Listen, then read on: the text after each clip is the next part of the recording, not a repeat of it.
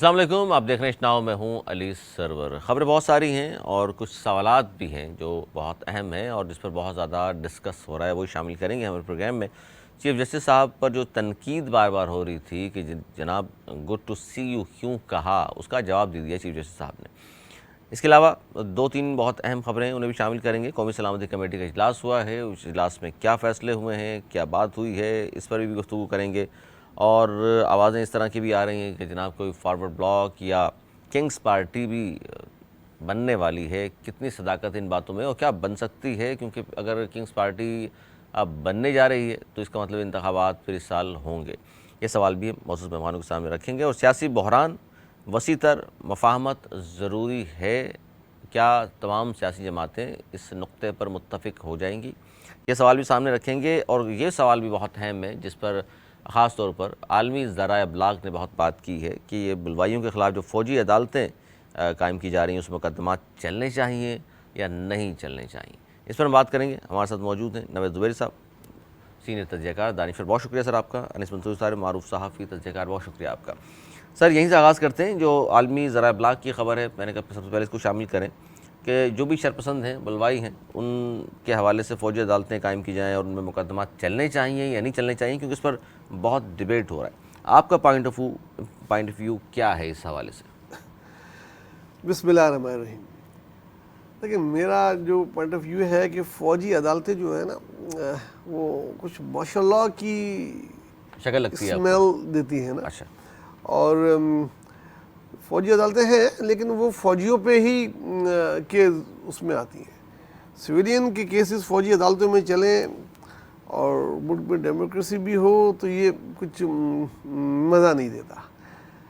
Yes, हमारी अदालतों का निज़ाम जो है बहुत सुस्त है और इंसाफ बहुत हार्डली मिलता है, डेट मिलती है, ये हम बात पहले कर चुके हैं। और ये वो केस है जिसकी सज़ा अगर जल्दी नहीं दी गई तो इससे नुकसान पहुंचेगा मुमलिकत को। तो इसके लिए कुछ इस किस्म की कानून साज़ी की जाए, या बल्कि कानून साज़ी की ज़रूरत नहीं है, रैपिड अदालतें होती हैं जो रोज़ की बुनियाद पे कुछ केसों को सुनती हैं। टाइम उनका मुकर्रर होता है कि इनको 1 महीने में फ़ैसला सुनाना है, बिल्कुल। और वो सुबह शाम इसकी समाअत करती हैं और सज़ा दे देती हैं। और इस किस्म की अगर कोशिश की जाए तो वो सबको काबिल कबूल भी होगी, जमहूरियत की डेमोक्रेसी के फ्रेम में भी होगी, और बैनुल-अक़वामी तौर पे उस पर तनकीद भी नहीं होगी। इस सब चीज़ों से बचा जा सकता है अगर इस तरीके पे अमल किया जाए। अच्छा, अब जो सियासी जमातें मौजूद हैं और फौजी अदालतों की आप बात कर रहे हैं, तो सियासी जमातों को काबिल कबूल होगी? क्योंकि आज ठीक है, पीटीआई ने जो कुछ किया, ज़ाहिर है आइन और कानून की सरहीन खिलाफ वर्जियाँ हुई हैं, सज़ा मिलनी चाहिए, लेकिन कल किसी और पे भी ये वक्त आ सकता है, फिर सियासी जमातें आज पॉइंट ऑफ व्यू कुछ और है, कल वो कहने शुरू कर देंगे जमहूरियत है जी, ये चीज़ें नहीं होनी चाहिए। तो इस पर आप समझते हैं कि सियासी जमातें मुत्तफिक हो जाएंगी इन तमाम बातों पर? देखिए, जहाँ तक मैंने स्टडी की है, इसमें पीपल्स पार्टी तो कभी भी एग्री नहीं होगी। फौजी अदालतों के खिलाफ फौजी रहेगी अदालतों हमेशा। के वो एग्री नहीं होगी।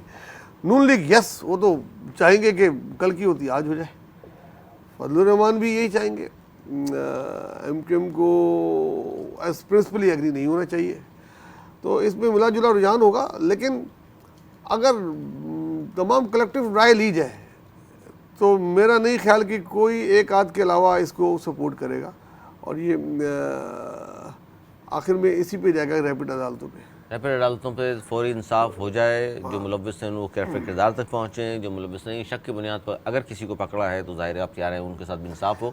हाँ, ये कि देखें, जो फौजी होता है, अगर उसमें कर्नल लेवल का भी बंदा बैठे, ब्रिगेडियर लेवल का भी बंदा बैठे, तो उसने लॉ तो इतना वो उसको नहीं पता ना, वो फिर वो उसको फिर कहाँ चैलेंज करेंगे? फिर वो चैलेंज कहीं हो जाएगा, और वो चैलेंज हो जाएगा तो फिर वही कोर्ट में डिले टैक्टिस। तो क्यों ना एक ही दफ़ा किया जाए और ऐसी अदालतें कायम की जाए, खुसूसी अदालत कायम की जाए, जो पहले माजी में कई दफ़ा हो चुकी हैं और अभी भी। खुसूसी अदालतों के आप हामी हैं? हाँ, खुसूसी अदालतें रैपिडली रोज़ की बुनियाद पे हो, और ये ऐसा होना चाहिए, क्योंकि जो कुछ भी हुआ है वो ऐसा नहीं है कि उसको टॉलरेट किया जाए। अनीस मंसूरी साहब। बहुत शुक्रिया अली आपका। मामला यह है कि हमारी सियासी जमातें बातें तो ये करती हैं कि जनाब हमें फ़ौजी अदालतें कबूल नहीं हैं, लेकिन जब उन्हें कहा जाता है तो वो कबूल कर लेती हैं। पीयूष पार्टी नहीं करती, ज़ुबैर साहब फरमा रहे हैं। क्यों आप भूल गए रज़ा रब्बानी साहब जब आंसू से रो रहे थे, याद आया आपको? तो अच्छा, उस वक्त किसने, मैंने कबूल की थी।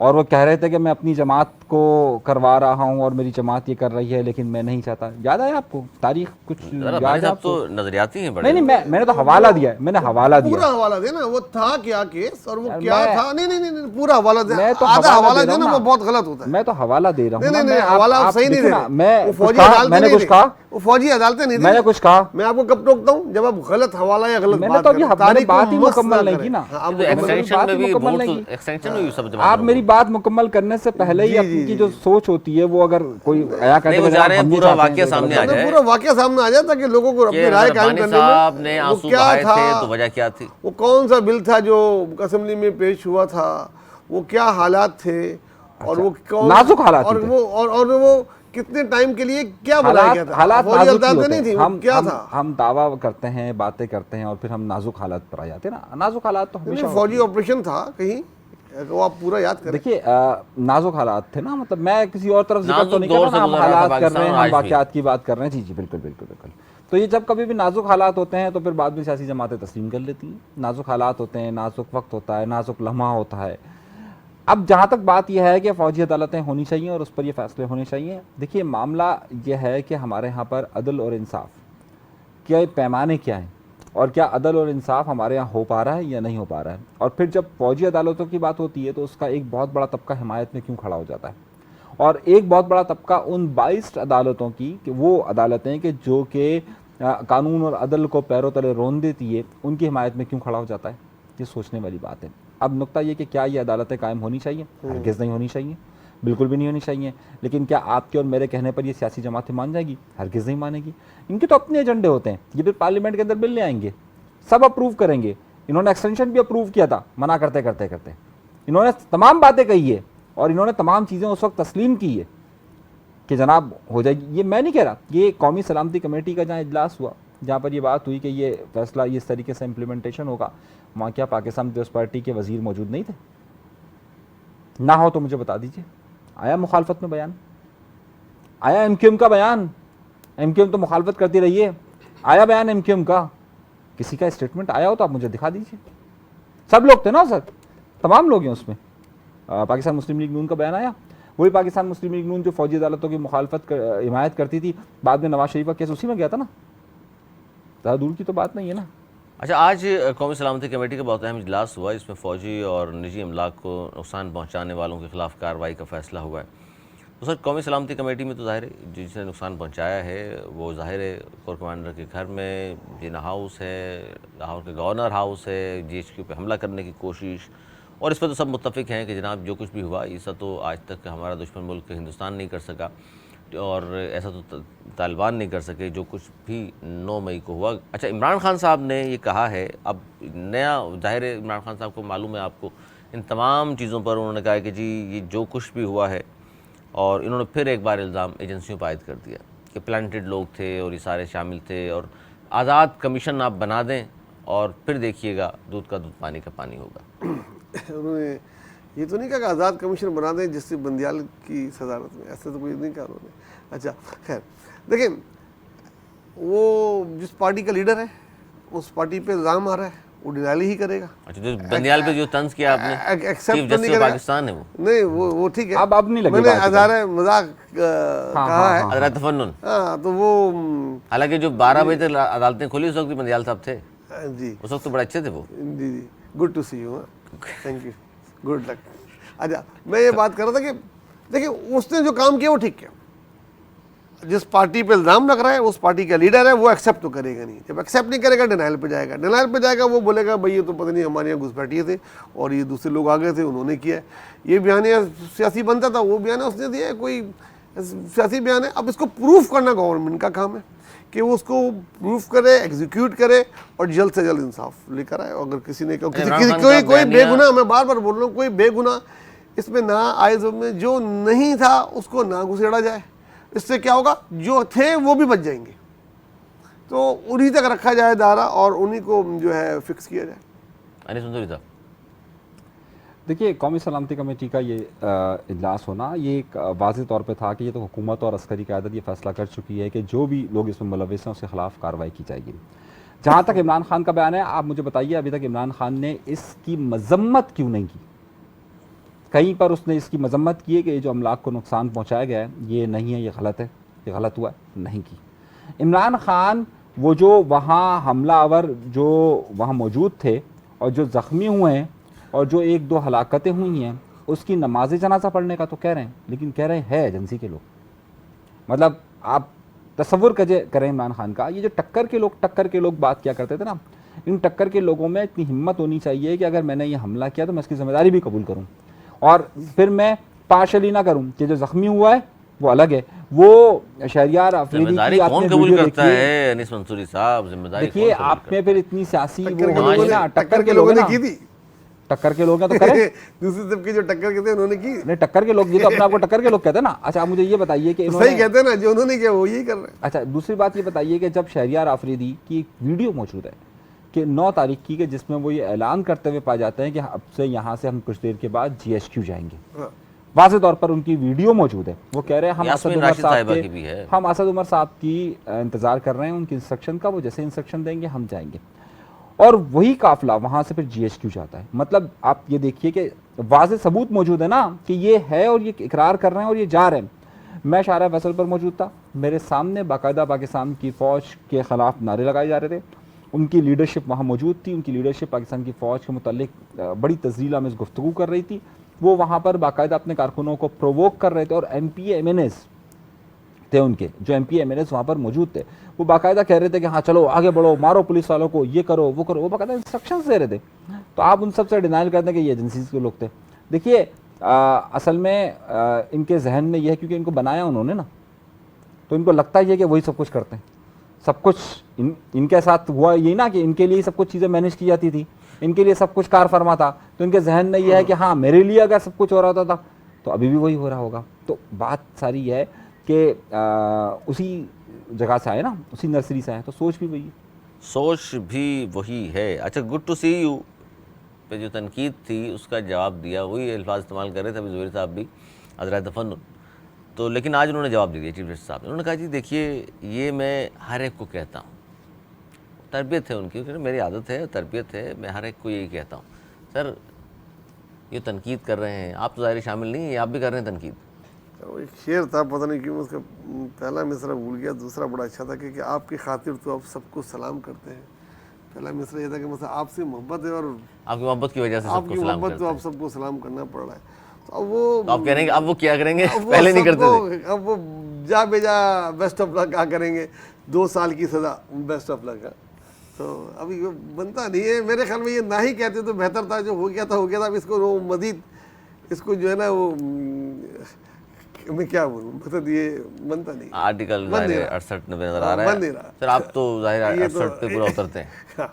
देखिए, मैं आप 68 पे उतारिए, आप 62 पे उतारिए, आप 63 पे उतारिए, जो हक और सच की बात होगी हम उस पर कायम इमरान रहेंगे। खान साहब उतरे थे देखिए, हक और सच की और बात, अदालतों से सादे अमीन करार पाए थे। आप हक और सच की बात जो होगी हम कहते रहेंगे। आपको 10,000 बार तौहीन लगानी है, आप लगाते रहें, लेकिन वक्त इस बात को साबित करेगा। हम तो पहले कहते थे, आज लोग इसको साबित कर रहे हैं। नहीं, एकदम अगर देखिए- चलो उनके मुंह से निकल गया ये जुमला, तो आप समझते हैं देखिए- तनकीद की जानी चाहिए। देखिए, झूठ बोलते हैं ना।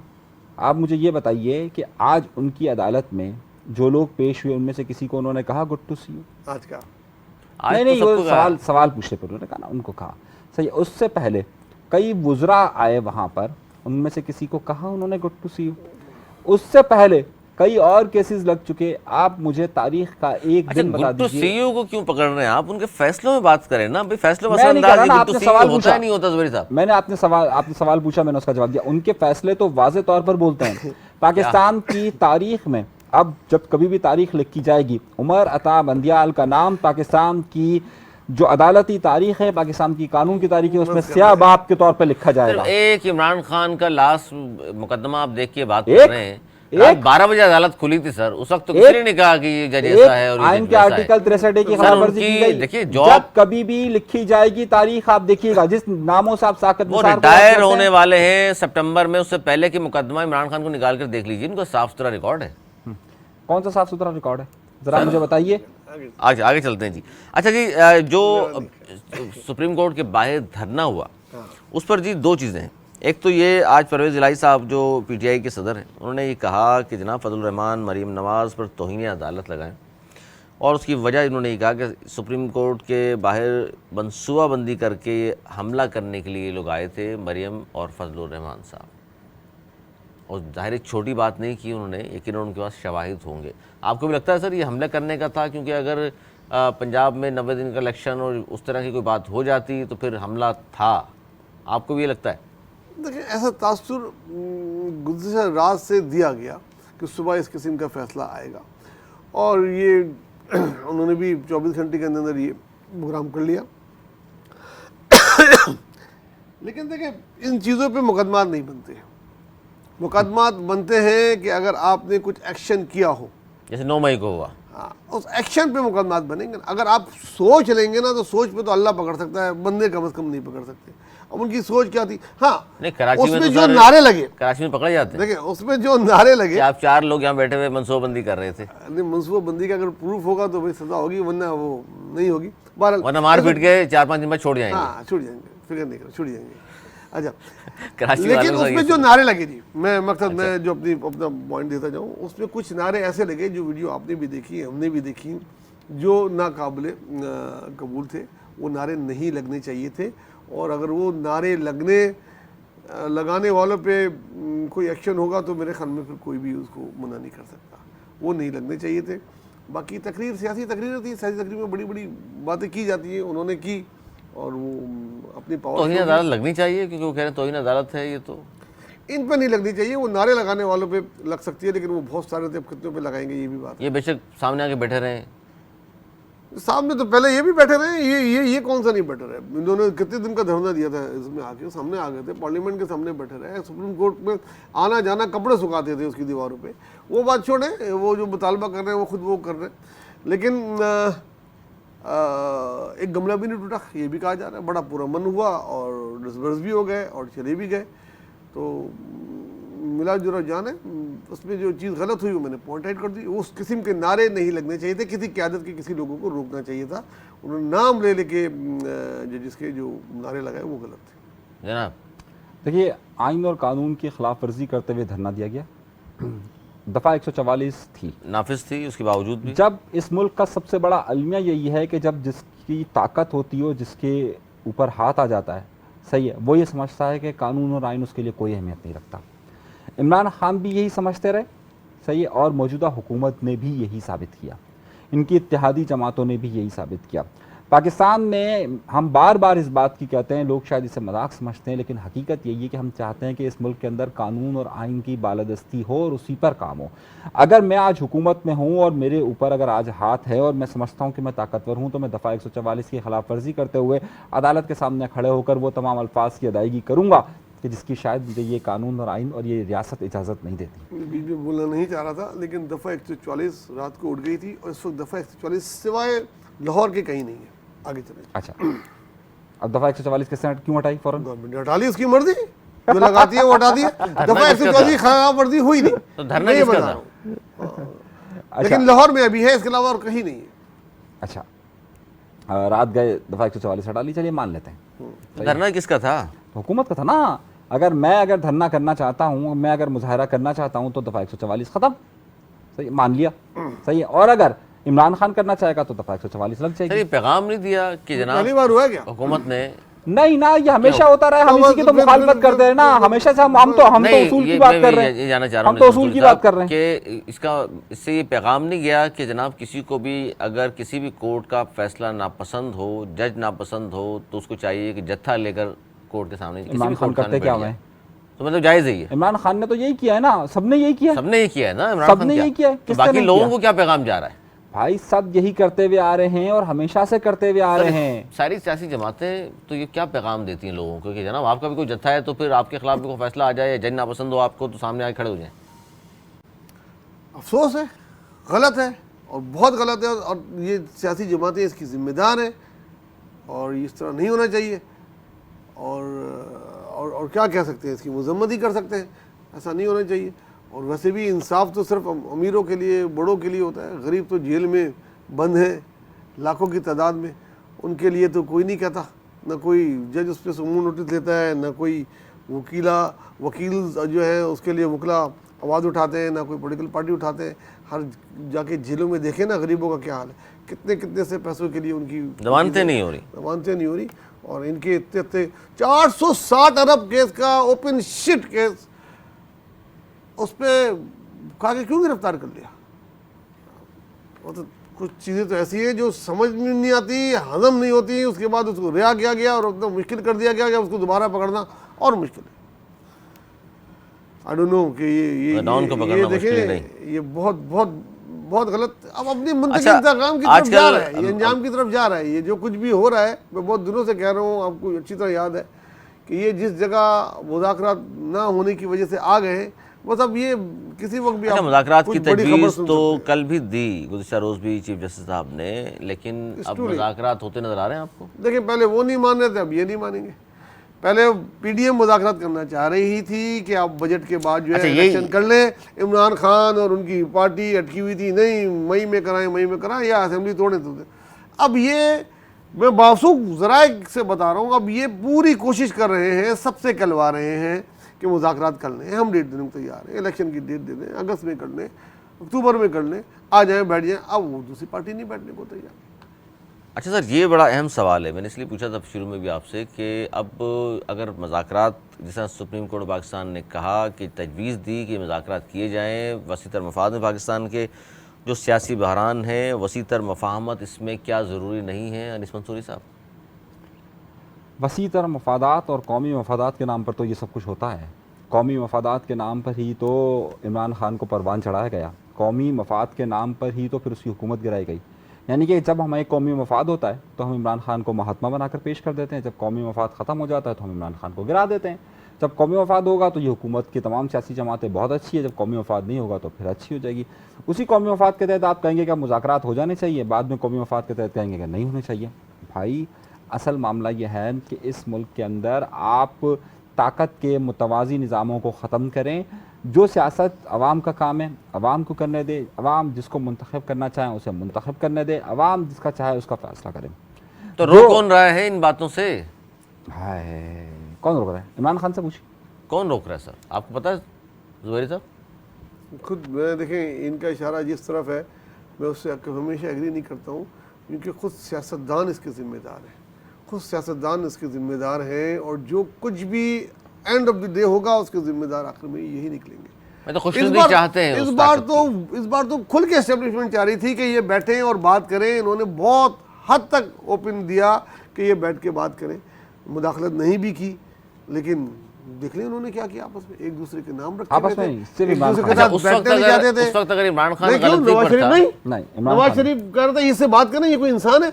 मरियम नवाज के, राना सनाउल्लाह की चीजें मेहनत नहीं आपको हाँ, उसने कहा सुनाई इंसान का देते? बच्चा बने फिर बैठेंगे हम, वो- उस तरह की बात किया। अरे दोनों तरफ के लोग मैं बता दोनों रहा तरफ, हूं। दोनों सिर्फ पीपल्स पार्टी उस वक्त इनको ये भी बुरा लगेगा, उस वक्त पीपल्स पार्टी चाहती थी मुज़ाकरात हो, मोहम्मद फजलुर रहमान को भी मना रहे थे, इनको भी मना रहे थे, बिलावल लेके का भी बयान आए, तो अभी भी है। उन्होंने अपने पार्टी वो भी किया, लेकिन नहीं माने ये, और बिलावल- भुगतेंगे, ये सब भुगतेंगे। अच्छा, इस खबर से क्या लगता है, कल ही मैंने पूछा था आपको, अगर ये सब कुछ हो रहा है और हम देख भी रहे हैं कि जनाब 9 मई में वाक़यात और पीटीआई पे हौसला पाबंदी उस तरह की बात कोई हो जाए, लेकिन उसके बावजूद बिलावल अगर ये बात कह रहे हैं कि इमरान का मुकाबला हमने इलेक्शन में ही करना है, तो लगता ये है कि पाबंदी शायद नहीं लगेगी खान साहब पर। देखिए, पीस पार्टी का अपना बयान आ चुका है इनके चेयरमैन का, वो नहीं चाहते, वो आखिरी होंगे कि जब ये पाबंदी लगेगी, लेकिन वो इससे भी डरते हैं कि जो चीज़ें जलाई गई हैं, जो लाइन क्रॉस की गई है, उस पर भी उसकी हिमायत भी नहीं कर सकते। लेकिन वो उनका कहने का मकसद है कि हम रेडी हैं इलेक्शन के लिए, और इलेक्शन से जो डेट है उससे आगे हम नहीं जाने देंगे। उनका रेड लाइन यही है कि इलेक्शन अपनी डेट पर हो, इनकी भी रेड लाइन है। और अगर इलेक्शन जो भी उस वक्त लड़ेगा उससे लड़ने को तैयार है। और नून लीग का कंप्लीट वो है कि इन पे बैन लगाओ, इमरान खान को बंद करो, सबके हाथ पैर बांध के दो, तो जरा वो इलेक्शन लड़ेंगे। फिर नवाज शरीफ साहब सोचेंगे प्राइम मिनिस्टर बन के कि वहीं हो या हल्फ उठाएं, या फिर और आप कह चुके हैं वो नहीं या आएंगे। वहीं से हो सकता है वो वहीं से एक नई तारीख रकम करें, बाहर बैठ के ही प्राइम मिनिस्टर चलाएं। जैसे साग डार ने पता नहीं कितने साल के बाद आके सेनेट का हल्फ किया था, 2.5 साल बाद, 2.5 साल बाद, और पूरे पैसे भी ले लिए, वज़ीर ख़ज़ाना पैसे भी ले लिए, मगर एडवांस सैलरी भी ले ली उस ज़माने में। हाँ, तो वो क्या पता आगे वो ऐसे चलाएं। अनीस मंसूरी साहब, देखिए इलेक्शन का जहाँ तक सिलसिला है, इलेक्शन बहरहाल इस साल अक्टूबर में तो नहीं हो रहे। अच्छा, आपको लगता है नहीं होंगे? नहीं, वो कंफर्म नहीं हो रहे। देखिए इलेक्शन कंफर्म ना होने की कुछ वजूहत हैं। वजह यह है कि कल मरदमशुमारी की दिन ख़त्म हुआ है, 15 तारीख को मरदमशुमारी ख़त्म हुई है। 2 महीने के अंदर का प्रोसेस है जिसमें महकमा शुमारियात इस सारे सिलसिले को मुकम्मल कर लेगा और जुलाई के लास्ट में मुमकिन तौर पर ये कहा जा रहा है कि मरदमशुमारी पे इलेक्शन कमीशन को दे दिया जाएगा और इलेक्शन कमीशन 4 महीने का वक्त लेगी हल्का बंदियों के लिए और उसके 3 महीने के बाद इलेक्शन होंगे। कुल 7 महीने का ये पीरियड होगा। तो जो हमारे पास इतलात मौसूल हैं उसके मुताबिक ये इलेक्शन मार्च तक मुंतकिल हो रहे हैं। ये अक्टूबर में इलेक्शन नहीं होंगे, ये मार्च में इलेक्शन होंगे और मार्च तक ही तारीख जाएगी, उससे पहले मुतवक्किल नहीं है। और ये हुकूमत ये सोच कर बैठी कि उन्हें क्या करना है। और तो मार्च तक गवर्नमेंट किस तरह जाएगी जनाब, जब मुद्दत पूरी हो जाएगी 12 अगस्त को? देखिए उसी तरीके से जैसे एक रात को 144 ख़त्म हुई और फिर बैठ गए। आपको भी लगता था अगले साल ही होंगे? वो तो इस साल इनके ऊपर नहीं है ना। नज़र आ रहा है आपको भी, क्योंकि आप कह चुके हैं कि पीपल्स पार्टी का बयान ज़ाहिर हमने भी सुना, बिलावल भुट्टो साहब ने कहा कि अक्टूबर में इलेक्शन होंगे और हम इस बात के हरगिज़ हामी नहीं है कि इलेक्शन डिले किए जाएँ। देखिए इलेक्शन या तो अक्टूबर में ही होंगे या फिर 1-2 साल तक नहीं होंगे। मैं मार्च का मुझे नज़र नहीं आ रहा। देखिए जो या तो अक्टूबर में होंगे, ये हो सकता है कि जिस वक्त इलेक्शन हो रहे हो उस वक्त PTI में दरार पड़ गई हो, कोई किंग्स पार्टी, कोई फॉरवर्ड ब्लॉक, कोई इस किस्म की पार्टी बन गई हो, टुकड़ों टुकड़ों में हो गई हो। क्योंकि मैं आपको बाद में कह रहा हूँ कि 22 अगस्त और 9 मई में बहुत सी मुमासलत है और उसमें बहुत वहाँ तो उन्होंने उस अपने जैसा लीडर को होगा। माइनस कर दिया था सर। यहाँ भी आप देखेंगे सिंध असेंबली और कौमी असेंबली में देखेंगे कि उनके MPA आएंगे और बैठ के वो करारदाद के जरिए अपने जो हुआ है उसकी मजम्मत करेंगे। ये आप और हम देखेंगे। आपको भी लगता है अनीस मंसूरी साहब? क्या फॉरवर्ड ब्लॉक, किंग्स पार्टी? देखिए ये तो हमेशा होता है, ये कोई नया अवसर नहीं है, हमेशा से होता हुआ है और अभी भी आपको ये वाज़ेह तौर पर इसकी निशानियां नज़र आना शुरू हो गई होंगी। लेकिन वो कामयाब नहीं होती है, वो वक्ती एक ज़रूरत होती है कि भाई पार्टी को तोड़ा जा सके। लेकिन जाहिर सी बात है वो तो PTI सिंपल बात कर लेते हैं ना, PTI टूटती नज़र आ रही है क्योंकि आज एक इस्तीफ़ा महमूद मौलवी की शक्ल में आया है और उन्होंने कहा कि फ़ौज के ख़िलाफ़ कभी गया नहीं, मैं न जाऊँगा, और ये भी कहा कि फायरिंग और जलाओ घेराव में ये जो भी सारी बातें थी वो कहते हैं मजम्मत भी करता हूँ, उनको करार वाक़ई की सज़ा भी दी जाए। तो आपको लगता है महमूद मौलवी का इस्तीफ़ा? देखिए सियासत में तलाक़ के 2 तरीक़ेकार होते हैं। पहला तरीक़ेकार ये होता है कि भाई मैं अपने लीडर से या अपनी तंजीम से हट गया और मैं घर जाकर बैठ गया। ये होता है ना कि भाई मुझे पकड़ा गया, मैं इख्तलाफ करके बैठ गया। जो दूसरा तरीक़ेकार होता है ना कि जिसमें जाकर वो प्रेस कॉन्फ्रेंस करते हैं, ये अमूमी तौर पर या तो करवाई जाती है सही, या फिर वो ख़ुद से इतना ताकतवर हो कि वो सियासी क़ुव्वत को बनाना चाहता हूँ। महमूद मौलवी अली जैदी का हाथ पकड़कर चलने वाले शख्स थे, उनको लाने वाले और फाइनेंसर भी थे उनके ज़ाहिर, और फिर इसी की वजह से इनको कैपिटी में बड़ी जगह दी गई, इसीलिए इनको 245 वाला इलेक्शन सीट भी दी गई, इसीलिए दी गई थी। ये चमचे थे अली जैदी के, अब नहीं रहे। उसके बाद अली जैदी को फ़ौरन बयान देना पड़ा। अच्छा सवाल ये है कि तरीक़ेकार 2 ही हो सकते हैं, या तो वो ख़ुद करे या उनसे करवाई जाए। ख़ुद करने की उनमें हिम्मत नहीं है। जो लोग उन्हें जानते हैं, मैं भी जानता हूँ, आपको भी मालूम है, कारोबारी शख्सियत हैं, अपॉर्चुनिस्ट आदमी है, खुलकर बोले मफाद का सौदा करने वाले आदमी है। अब आ जाता है उनको करवाई गई। अच्छा नहीं, मेरा सवाल ये है ना कि ये पहला इस्तीफ़ा है या आपको लग रहा है कि मज़ीद आ रहा हूँ ना, आ चुका हूँ सही है। जब आप इस नतीजे पर पहुँचते कि करवाई गई तो इसका मतलब है कि कोई प्लान होगा ना। जब प्रेस कॉन्फ्रेंस से करवाई जाती है तो इसका मतलब है कोई प्लान होता है। पहला प्लान तो ये हो सकता है कि भाई आपको प्रेशर एक मीडिया में दिया है कि आपकी पार्टी टूट रही है, दूसरी है कि पार्टी बनाई जाए। पार्टी बनाने का फार्मूला इस वक्त कामयाब होता हुआ नज़र नहीं आता। महमूद मौलवी अगर रुख बदल कर जाएंगे तो पाकिस्तान पीपल्स पार्टी की तरफ जाएंगे, सही है? मुमकिन नहीं है, ये मुमकिन नहीं है सही। और अली जैदी ने जिस तरीके से, अली जैदी साहब ने आज ये कहा है कि उनके हवाले से एक TV चैनल पर खबर चल गई थी जिसका उन्होंने फौरी तौर पर, हालांकि वो MPO के साथ बंद हैं, और इतना लंबा चौड़ा ट्वीट किया है, पूरे 2 खत, पूरा खत लिखा है। ये कौन सी सजा होती है? किसका चहीता आदमी है ये कि उसको मोबाइल देकर कहा गया है कि जनाब आप पूरी मेरी बात को टाइप करें? ये किस तरह की सजाएं होती हैं? ये चहीतों को सजाएं होती हैं इस तरह की कि जनाब आपको, जिस तरह इमरान खान को न्याब ने गिरफ्तार किया, हाथ में मोबाइल भी दे दिया, जा बात कर, जा फसाद करवा।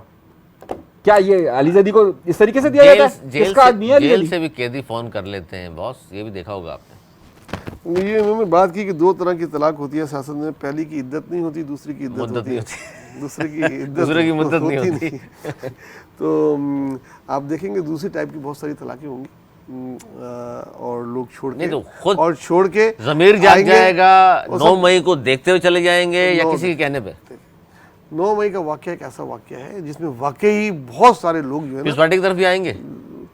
आई डोंट थिंक सो कि पीपल्स पार्टी कोई पंजाब में इलेक्टेबल हो तो हो सकता है आ जाए।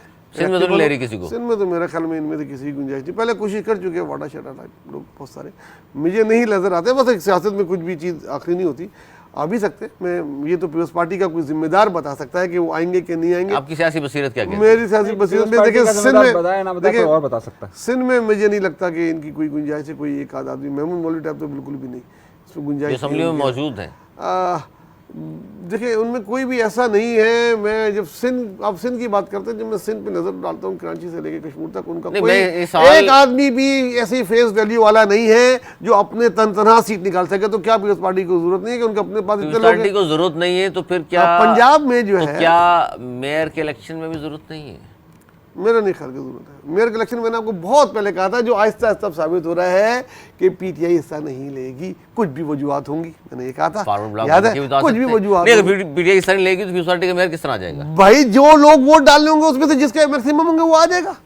तो हिस्सा नहीं ले रहे होंगे तो होंगे नहीं। भाई यार जो ऐवान जितना मौजूद होगा, जब उसमें से पीटीआई वाले भी होंगे? पीटीआई वाले हो नहीं हो, उनका नहीं, उम्मीदवार नहीं हो अगर तो खड़ा, हो नहीं सकता। अगर देखिए अगर होंगे तो इंडिविजुअल्स होंगे, 10 12 15 16 आ गए, अच्छा, वही 15 आ 16 की गए। बात कर अब रहा हूं। उनका उम्मीदवार नहीं है, उनका उम्मीदवार मेयर का नहीं है। अब वो किसी को भी वोट दे तो वो उस जुमरे में नहीं आते, ठीक है। वो उस पर एक दिन, खाली एक दिन प्रोग्राम कराची के मेयर पे कर ले, और बड़े नाम आ रहे हैं तो मजा आएगा। अभी हम यहीं तक रहते हैं। देखिए मैंने जो बोला, नहीं, नाम को शामिल नजर आए। करेंगे, आज नाम आ गया एक अच्छा, और। कई जो है लोग अभी छोड़ेंगे, फॉरवर्ड ब्लॉक बढ़ेंगे। पंजाब में खास तौर से अलीम खान और जहांगीर तरीन बहुत बड़ा रोल अदा करेंगे फ्यूचर की सियासत में। जनाब, पीपल्स पार्टी सिंध में तो वो बसीरत कह रही है जुबैरी साहब की कि पीपल्स पार्टी की ज़रूरत नहीं है पीटीआई की। हाँ, पंजाब में इलेक्टेबल्स अगर आना चाहेंगे तो ज़ाहिर है वेलकम किया जाएगा। देखिए सिंध के जितने भी रूरल एरियाज़ हैं जहाँ पर इलेक्टेबल्स का होल्ड हो सकता है, सही है, वहाँ पाकिस्तान पीपल्स पार्टी को वाकई में ज़रूरत नहीं है। जहाँ तक अर्बन एरियाज़ हैं, अर्बन एरियाज़ में यहाँ पर वोट अमूमी तौर पर इलेक्टेबल्स को नहीं पड़ता है बल्कि पार्टीज़ को पड़ते हैं। जितने भी वोट हैं यहाँ पर पार्टीज़ को पड़ते हैं। तो पाकिस्तान पीपल्स पार्टी हो या एमक्यूएम हो या जमात इस्लामी हो या पीटीआई हो, इन सबको आमतौर पर चेहरों की ज़रूरत नहीं होती है बल्कि इनकी तंजीम नेटवर्क होता है। तो और पीटीआई के पास जितने भी लोग हैं वो शहरी इलाकों के हैं। तो अब शहरी इलाकों के पीटीआई के लोगों की ज़ाहिर पाकिस्तान पीपल्स पार्टी को ज़रूरत नहीं है क्योंकि उनका अपना एक सोच है। हाँ, ज़रूरत है तो एमक्यूएम को है। एमक्यूएम चाहेगी कि जनाब लोग उसके पास आएँ ताकि वो ये स्केल शो कर सके कि जी वो कराची की नुमाइंदा जमात है, सही है। जैसे बहुत सारे लोग उसमें लोग अगर आ गए तो क्या मतलब साथ में वोट भी लेकर आएंगे? नहीं, वोट तो नहीं है। वोट लेकर आएंगे। देखिए इलेक्टेबल्स का वोट नहीं, उनमें 2 4 5 तो ऐसे हैं जो बहुत वोट लेके आ सकते हैं। देखिए शहरी इलाकों में एमक्यूएम की जरूरत भी आप कह रहे हैं, कहना चाह रहे हैं? बहुत जरूरत है उनको, हर वक्त जरूरत रहती है। देखिए शहरी इलाकों में ना वोट अली हमें पता है और शहरी दूसरे इलाकों लोग में- हैं जो एमएनएज हैं जिनके वो आ पास, सकते हैं। अब वो एमक्यूएम ज्वाइन कर सकते हैं और मेरे ख्याल में शायद कर भी लें। देखें शहरी इलाकों में वोट कभी भी इलेक्टेबल्स का नहीं होता है, हमेशा यहाँ पे वोट होता सही है कह रहे सियासी जमात का। हमें इस बात को बिल्कुल तस्लीम करना चाहिए कि यहाँ पर वोट अगर है तो पीटीआई का है, या वोट है तो जमात इस्लामी का है, या वोट है तो पीपल्स पार्टी का, या वोट है तो एमक्यूएम का है। ये इन सियासी जमातों के वोट बैंक है, उससे कोई फर्क नहीं पड़ता। हकीम बलोच साहब पीपल्स पार्टी से भी जीत जाते हैं, वो नून लीग से भी जीत देखिए जाते हकीम बलोच का इलाका एक अलग चीज़ है। देखिए ये वो एक अलग बात है, हैं। एक कॉन्स्टिट्यूंसी अलग है। इलेक्टेबल्स में कहेंगे आप? देखिए वो कॉन्स्टिट्यूंसी अलग है ना, बिल्कुल। वो एक हमारे पास रूरल एरिया की कॉन्स्टिट्यूंसी आती है कि जहाँ पर होल्ड जो है वो हकीम साहब का, उनकी कम्युनिटी का। मैं अब उस पर हम नहीं जाना चाहते कि क्या वजूहत है क्या है, लेकिन वो एक अलग सिलसिला है। सवाल यह है अली कि नुक्ता यही है कि ये जितने भी लोग फॉरवर्ड ब्लॉक का बनेगा, इनकी शहरी इलाकों में कोई अहमियत नहीं होगी, इनकी देही इलाकों में अहमियत होगी। अच्छा जी, 2 खबरें जाते जाते छोटी छोटी मैं चाहूँगा इस पर ज़रूर बात करें कि मेयर कराची की दौड़ में ज़ाहिर है हाफिज़ नईम रहमान साहब जो इस्लामी की तरफ से मौजूद हैं, उनका बहुत कहते हैं जी पीटीआई से काफ़ी बातें तय हो चुकी हैं उनकी। एक तरफ तो वो हैं, दूसरी जानिब पाकिस्तान पीपल्स पार्टी में अब कहा जा रहा है जी मुर्तज़ा वहाब नजमी आलम के दरमियान टाई है। वहाँ इन बातों पर बहस हो रही है पार्टी में कि जी किसको मेयर के तौर पर सामने लाया जाए। और बहुत बड़ा जलसा किया जो कराची में बिलावल भुट्टो तजारी साहब ने, वहाँ भी उन्होंने अनाउंसमेंट नहीं की, हालांकि कहा जा रहा था कि ऐलान कर देंगे। और अब खबर यह है कि जनाब सलीम मांडवी वाला तीसरा नाम सामने आ गया है। अनीस मंसूरी साहब, पहले आपकी तरफ आऊँगा, क्या कहेंगे कि मेयर की दौड़ में ये तीसरा नाम? देखिए ना ये पहला नाम है, ना दूसरा नाम है, ना तीसरा नाम है, ना चौथा नाम है। पीपल्स पार्टी के अंदर के जितने भी नाम है सिर्फ और सिर्फ बिलावल का नाम है। बात समझिएगा, बिलावल भुट्टो जिसको चाहेंगे वो मेयर बनेगा। बाकी उस पार्टी में मुख्तलिफ लोग अपनी अपनी लॉबिंग्स करते रहें, अपने अपने एक एक लॉबी अपने अपने उम्मीदवार को आगे पीछे करती रहे, कोई फ़र्क नहीं पड़ता इससे। बिलावल भुट्टो ज़रदारी जिसके मुतल्लिक फ़ैसला करते हैं, हमने तारीख में हमेशा ही देखा है कि पाकिस्तान पीपल्स पार्टी हो या कोई और सियासी जमहूरी जमात नहीं है क्या नहीं, वहाँ कोई पर भी सियासी कारकुनान की नहीं सुनी जाती? देखिए बहुत सारा उसको देखना चाहिए, चाहे एमक्यूएम हो, चाहे सर पीपल्स पार्टी की बात हो रही है सर। देखिए मैं सबकी बात कर रहा हूँ, सबकी बात कर रहा नहीं हूँ। सुनी जाती कारकुनान की, वैसे कुछ कहते हैं। देखिए लीडरशिप का अपना एक विजन, अपना एक पर्पस होता है। नहीं अब अगर ये नहीं, चलें आपकी बात में, तो फिर ऐलान क्यों नहीं कर सके? ऐलान कर देते फलां मेरा उम्मीदवार है। देखें अभी वो ऐलान उस वक्त करेंगे जब तारीख करीब हो। अभी बहुत सारी बात है ना। Pakistan peoples press party release जारी की गई थी जलसे से पहले कि जी आज अहम चीज़ क्या है, जलसे में अनाउंसमेंट है। अनाउंसमेंट है ना कि मेयर जो है वो पीपल्स पार्टी का नुमाइंदा कौन होगा? नहीं, नुमाइंदा कौन होगा, नाम बताएंगे मेयर का। देखिए वो कोई भी कशमकश हो, मेरी बात ध्यान में रखिए। आप अगर ये कह रहे हैं कि ये तीनों सब दौड़ में हैं, तो सब अपनी अपनी लॉबिंग कर रहे हैं। फैसला वही होगा जो बिलावल भुट्टो चाहेंगे, क्योंकि बिलावल भुट्टो हर सूरत में कराची को पे अपना एक असर रसूख को नहीं देखिए ये तो सिंपल जवाब हो गया ना सर आपका। कोई भी पार्टी होगी उसका चेयरमैन ही फैसला करता है, ये तो क्या मतलब? अब ये इनमें कुछ भी नहीं है सर। पहले कहा गया नजमी आलम, आपको ये शायद याद नहीं है, बिलावल भुट्टो ज़रदारी साहब ने जब सब लोगों को बुलाया था बिलावल हाउस में, वहाँ कहा गया था कि मेरा मेयर यहाँ मौजूद है। तीसरा नाम वहाँ मौजूद नहीं था सर।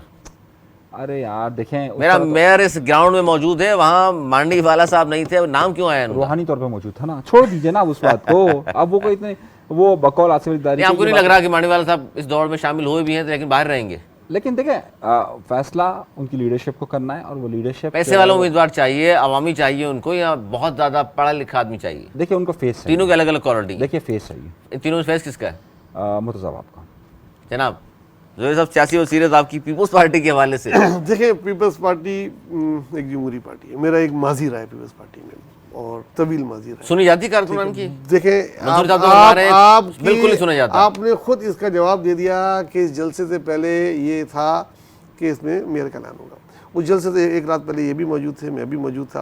अब हम वो बातें यहाँ करना नहीं चाह रहे। हमने वहाँ प्रेशर देखा, मेरे सामने और हम दोनों के सामने 40-50 इलेक्टेड चेयरमैन बैठे थे जो मुख्तलिफ नारे जो नारे भी लगा रहे थे। उस बिलावल साहब के आँख नाक कान वहाँ मौजूद थे, वो सब कुछ देख भी रहे थे। फिर एक ट्रेंड चलाया गया और एक बहुत सारे डीएम मैसेजेस भेजे गए, क्योंकि बिलावल साहब को अगर आप उनके ट्विटर पे जाके देखें वो बहुत लोगों को फॉलो करते हैं। वो औरों की तरह नहीं है कि जिनके फॉलोअर जो खुद 20 लोग को फॉलो कर रहे थे उनके मिलियंस में होते हैं। अगर वो मिलियंस में उनके फॉलोअर्स हैं तो वो भी हज़ारों में लोग को फॉलो करते हैं, वो उनके आँख नाक कान है। तो वहाँ से डीएम गए, चीज़ें हुई, एक प्रेशर था तो उन्होंने उसको डिले कर दिया। जब कोई चीज़ डिले हो जाती है तो वो मुशावरत से फिर तय होती है। ये सही बात है कि आखिर में जो भी लोग होते हैं, सीसी की कमेटी होती है, जो भी पीपल्स पार्टी की कमेटी है, वो फैसले का अख्तियार आखिर में चेयरमैन को सौंप देते हैं और फिर वो फैसला करते हैं। ऐसा होता है। लेकिन इसमें जो है मैं नहीं समझता कि अभी तक फाइनल हुआ है। टाई पड़ी हुई है दो नामों में, मुर्तज़ा वहाब में और नजमी आलम में, कराची की। तीसरा नाम क्यों आया सामने सर? जो तीसरा नाम है सनी मांडी वाला, मैं काबिल इज़्ज़त आदमी है, मेरे बहुत अच्छे ताल्लुकात हैं उनसे और वो बहुत हाई लेवल के हैं। इतना मैं वो सेनेट के चेयरमैन की तरफ उनको देखा जा रहा है, हो सकता है सदर पाकिस्तान की तरफ भी उनको देखा जाए, वो इस लेवल पे हैं जहाँ है। उनको अगर उठा के कराची के मेयर पे लेकर आएंगे तो ये बहुत बड़ी बात होगी। मैं ये सलाहियतों में किसी से कम नहीं है, हर एक की अपनी अपनी क्वालिटी है। सनी मांडी साहब बहुत एनर्जेटिक आदमी हैं और कराची को समझते हैं, बिजनेस कमेटी से ताल्लुक़ है, इसमें कोई शक नहीं है। लेकिन मेरी नज़र में मेयर कराची के लिए वो उम्मीदवार नहीं है। हो सकता है किसी ने